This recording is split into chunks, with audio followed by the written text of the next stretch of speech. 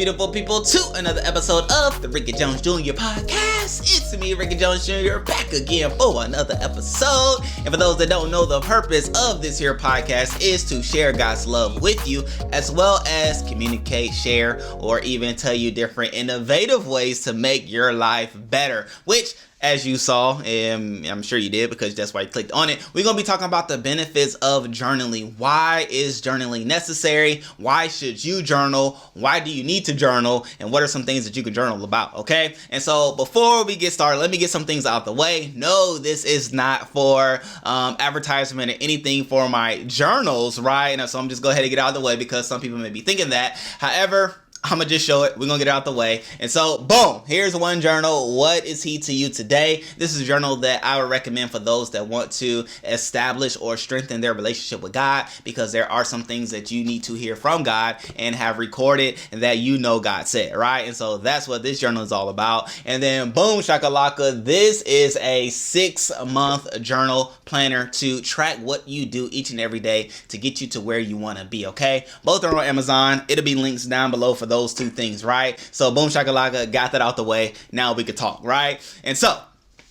And I did that because it's funny how sometimes people can perceive what you're doing as a means to an end. However, I love using this podcast platform to share information, again, to make your life better, as well as to share love, right? And so why do you journal? Why should you journal? And what's the benefit of journaling? One, journaling is oh so great because it allows for you to strengthen a muscle that you usually don't use quite often, especially in this year 2022, right? Which I've already dated myself by saying that. But a lot of things that we do are electronic. Even our texting is with our fingers. Even with writing on tablets, there are pens that you can use that don't even, create ink or leave lead, which pencils are made with lead, but it's a digital thing. Everything is digital. Not too often are people like writing and seeing it. And you know how when you used to write back in the day with a pen and you like pressing your hand on the thing and you have a little mark on your finger, like your pinky and things like that. Like, people don't know about that, right? Kids don't know anything about that. But anyway,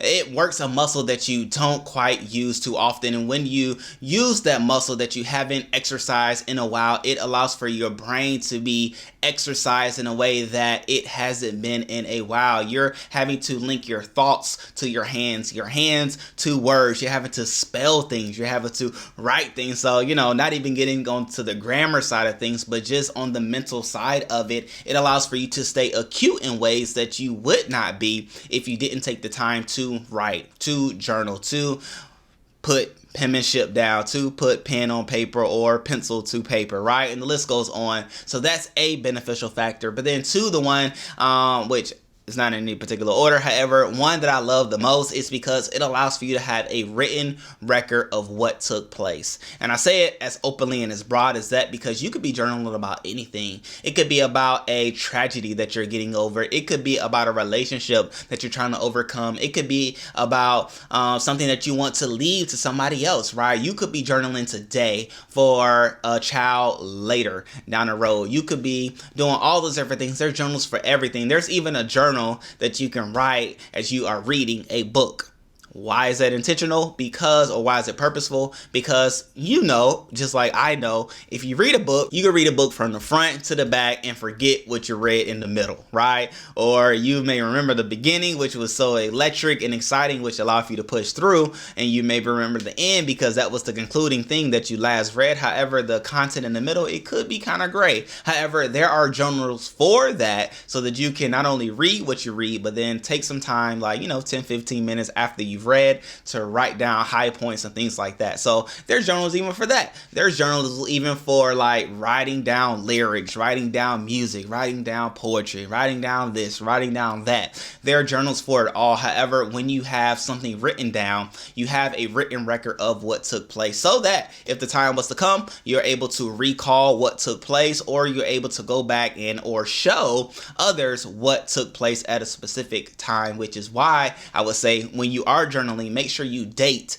that journal entry, right? And I say that because I've gone back on my various journals and looked at different things that took place or were written down, and I'm like, wow, that's what I was thinking year 2015 or year 2011, and list goes on. And the cool thing about journaling is it was something that my mom had been pushing me to do when I was young, right? So when I was younger, she had pushed me to do it. However, I was like, no, that's what girls do. Girls have diaries. That was a big thing when I was growing up, diaries, which I don't even know. I don't even know a girl now, which I know girls because at my church, we have a children ministry that my daughter's a part of, so I get to meet other girls of similar age. They don't even talk about diaries, right? They don't even talk about any of those things. They want to talk about phones, apps, YouTube, and the list goes on, right? But nonetheless, in it all, that was big back in my day, so I disassociated myself with writing in a journal because I saw that being a girlish act or girly thing to do. So I say that to say, gentlemen, it's something for you to do as well. It's a way to release. It's a I was about to say natural, but it's a positive way of releasing. There are so many other ways that we may seek for a release or, to cope with different things, be it good or bad. We'll look for those things. However, journaling is a way that you can do it in a positive way, in a non-invasive, non-hurtful way of others, and the list goes on. So definitely, journaling is something that you want to do. And even specifically with the prayer journal that I have, I love it because it allows for me to write down conversations that I had with God, write down words that God has shared with me, because you know how it is. You know when you praying and you hear a word from God, you could be caught up in a second, right? And then you caught up in what was said that you're like so excited about it, but then you come off the high, right? The high, and then you're trying to figure out what exactly did he say, or how did he say it, or did God say it this way, or was it that way, or the list goes on. However, when you do write down as the conversation is taking place, or the prayer or the words are being delivered, you have something that you can always go to as time goes on, as time passes, and the list goes on. You have the opportunity to go back, to receive that word again, to get that revelation, to be re-excited, reinvigorated, reignited to do whatever it is that God has shared with you to do. So, boom.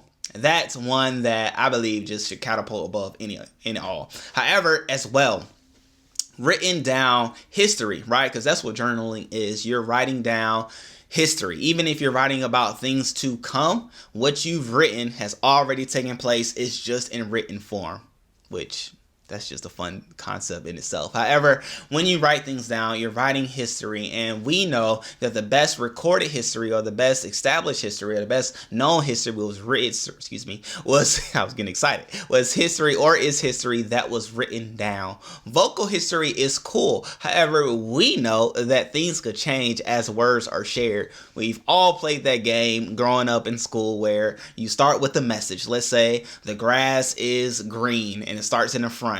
And then by the time you get to the back, the whole thing could have changed. Story could have been added to. It could have been the grass is purple because somebody walked by and spray painted on it. You're like, wait a minute, where did that come from? How did that even happen? Like, we started off with something simple, but now it's intricate and a lot. But nonetheless, that's what happens with oral stories, right? Even the best people with the greatest intention will add some things or subtract some things based off of their filter, their understanding, and what they see or deem to be necessary to be shared, right? And so when you have it written down, you have the original source, which is why I love the Bible, which is why I love different history books and things like that are recorded of people that even wrote down their own history. Like, that's when it could get really cool, because not only could you dive into what they said about themselves, but you get to have an understanding of the mindset that they had when they wrote down what they wrote down. But nonetheless, that's neither here nor there. However, again, journaling is something cool that you can do. There's so many different ways that you can journal, right? Yes, you could do it digitally. That's cool. There's notes on the phone and things like that. However, I believe written is the way. All right, so that's another benefit of journaling. But then outside of that, it allows for you to have a place that is less conducive for distractions. Why? Because the phones are distracting. Can I get a yes or a yes, right? The phones are also distracting, and especially if you have alerts with your social medias, or you get text messages, or you get phone calls, or you just get notifications in general. Like when you're trying to focus on doing something, or focus on you time, focus on just getting away from what's taking place, just to pin down what's to come, or where your mind is taking you, or things that are coming up in the future. So many distractions, so many things will come up, I promise you. And the things that you usually won't pay attention to, you'll start paying attention to. Ask me how I know.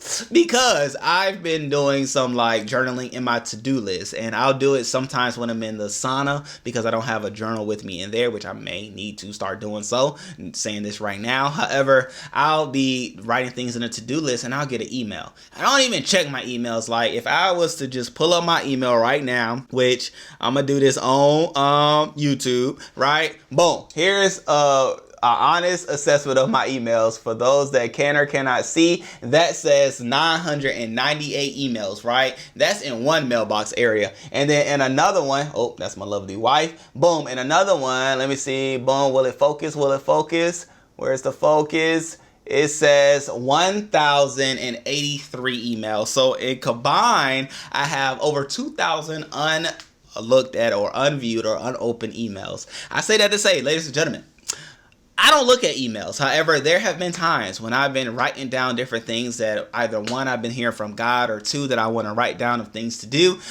I get distracted, and I'm a proponent of journaling and writing things down. And if I can, I know you can, especially if it's something new that you're looking to do. So I say that to say, having somewhere offline, off the grid, as some might say, but having something on pen and paper will allow for you to have a specific place, a sacred place, a place that you know that when you pick up a journal, right? You pick up this journal, you realize this is about to be this journal and me time, right? I'm dedicating 20 minutes to just allowing for preparation and planning to take place, right? Or you're praying, right? You're praying with God, and you're like, okay, have a journal. I'm going to set aside 30 minutes. 10 minutes to start off. I'm going to set aside 10 minutes. And in this 10 minutes, I'm going to go through the exercises in the journal, and I'm going to have a finished piece at the end. Well, cool. Put the phone to the side. You don't need the phone. If anything, for a timer. Put it on the timer. If you're just so adamant about, I only have 10 minutes, I only have 20 minutes, I only have 30 minutes.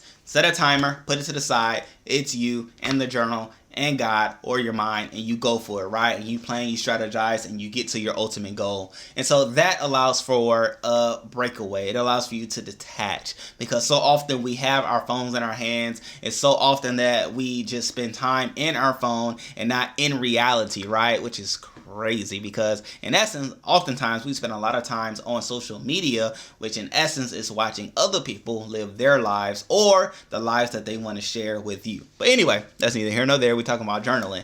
And so as you find the journal that works for you, as you find the way or the method or the one that works for you, again, I'm not saying purchase the ones that I've done. I'm saying find the one that works for you, because I know it'd be beneficial for you. You may just get a composition notebook with just plain white paper, and you're going for it, and you're creating what you need to do what you're trying to do, whatever it is: goal setting, purpose activating, spending time with God, meditations, yoga poses, the list goes on. Whatever you need to prepare to do, plan to do, write down that you've done, do it. Right? And you'll see on the other end how beneficial it is. And the cool thing about just even the process of life, right? It's one thing to hear new information. It's one thing to hear a thing. It's another thing to write it. That's when you start to stack the capabilities, abilities, the thought process, and things as it pertains to that thing. Just like math, right? We can watch a teacher do math on the board, and you may watch that teacher run it, and you like, oh man, I got it. I know that was me.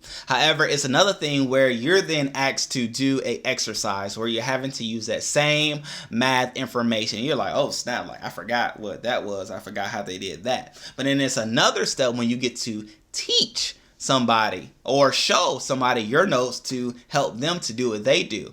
And then it's another thing to teach that thing in which you have now learned or have gained information on. Well, with journaling, you get all those things. You get to allow for your thoughts to be on paper.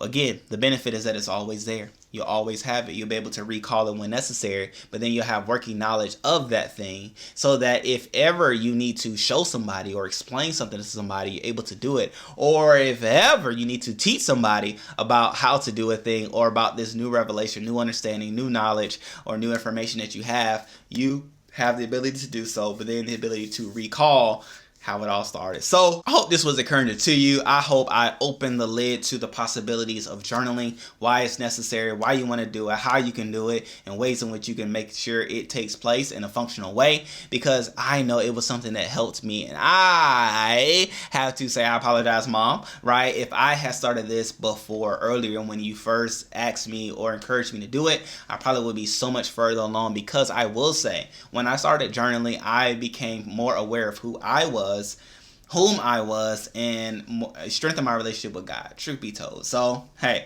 at the end of the day, I know this will benefit you when you come in contact with it. However, it's here, right? It lives forever on your favorite podcast platform or on YouTube. It's here, it's there, and hey, hopefully it'll reach you. So with that being said, with those things being shared, I pray that it was beneficial to you. I hope that you heard something that allowed for it to impact you or to make your life better, because that is the desire of this here podcast platform. And so with those things being said, with these things being shared, I love you all. I appreciate you all. Find the journal that works for you and then do what that thing calls for you to do. All right, great people. Peace.